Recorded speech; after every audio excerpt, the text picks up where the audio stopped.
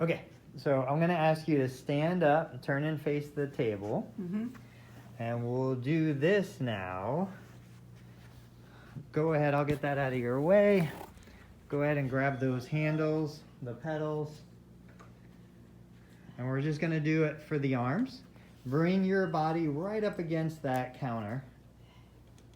That's it. And I want you to try your best to feel your weight through both feet, so that you're not just putting all your weight on the non-surgical side, but you're actually putting weight through the surgical side.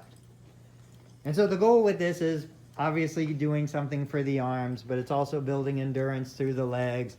It's building confidence in that surgical leg to know that it can kind of hold you up while you're doing stuff, whether it's washing dishes or working on a computer or whatever you might be doing. How does that feel? Feels fine. Okay.